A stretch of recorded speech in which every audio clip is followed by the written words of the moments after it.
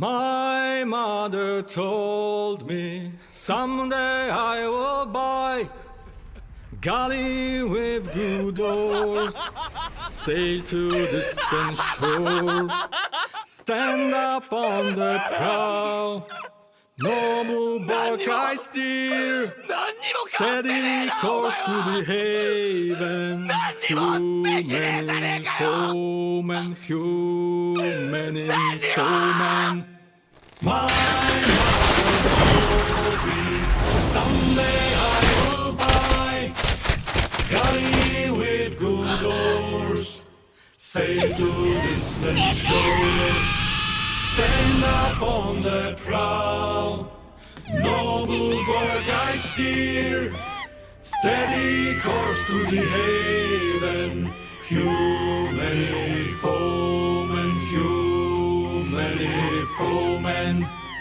My mother told me someday I... Eren et Thorfinn, deux personnages aussi fascinants par leur écriture similaire que par leur impact dans leurs œuvres respectives. Et aujourd'hui on se retrouve donc pour un nouvel épisode de Dessin Croisé, Eren x Thorfinn, et on se retrouve après l'intro.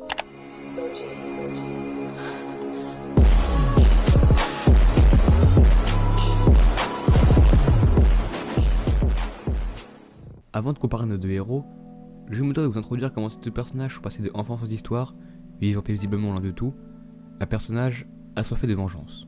Grisha Jäger, père de Eren Jäger, et Thor, père de Thorfinn, sont les deux premiers éléments de similitude entre nos deux héros. Ils ont tous deux fui leur passé pour vivre loin de tout, pour protéger leur famille de la guerre et de leur passé meurtri.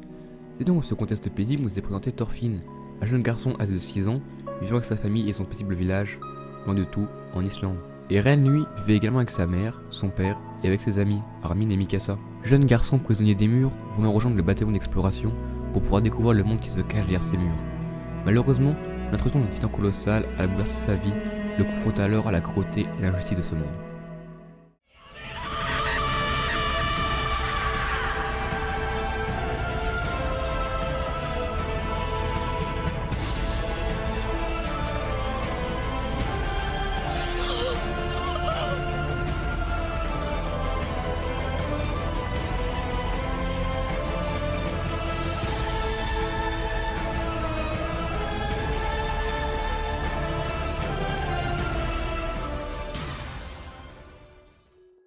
Thorfinn connaîtra lui aussi ce sentiment d'injustice et d'impuissance à la mort de son père, ce dernier mourut en héros et évita à son équipage et ses hommes une mort certaine durant la guerre. La disparition brutale de leurs familles respectives signe un changement radical de mentalité du côté des deux personnages. Eren, lui, veut éradiquer tout titan existant pour enfin vivre libre et en paix.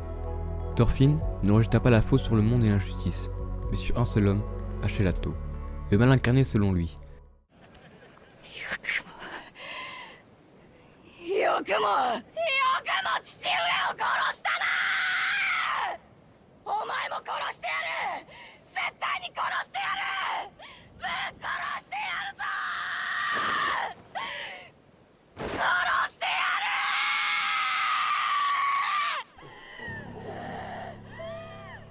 る。ガキのくせになんて命しやがる。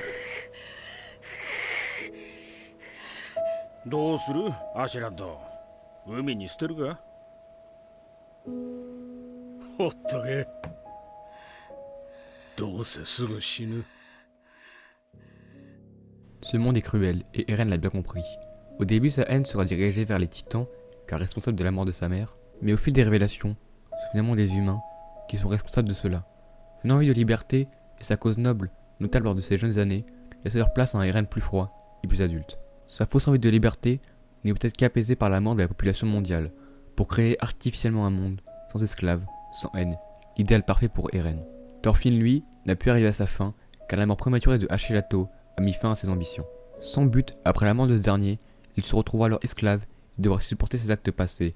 Il décidera alors, à l'instar d'un Eren, de prendre le chemin inverse, de ne plus tuer, comme son père l'avait fait auparavant. Il deviendra alors un homme bon, car un vrai guerrier n'a pas besoin d'armes pour se défendre. Il sera malgré tout entraîné dans plusieurs batailles à cause de son passé de guerrier, mais réussira tout de même à surmonter son envie de vengeance en épargnant l'homme qui a orchestré la mort de son paternel, car c'est ça, être un homme bon. Au final, tout l'inverse d'un Eren Jäger, qui préfère s'enfoncer dans sa vengeance et créer un monde artificiel en tuant la population mondiale. Nos deux héros ont commencé au même point de départ, ont connu la même souffrance, la même haine, et pourtant, L'un d'eux a réussi à se ressaisir et à devenir un homme bon malgré son passé, en courant tout le mal que l'on peut faire en tuant une personne. Car au final ce n'est qu'un cercle vicieux. Se venger, mais à quel prix? Et pour y gagner quoi? Cela ne fera que créer un cercle infernal et plonger des personnes dans une spirale de la haine. La vengeance, mais à quel prix?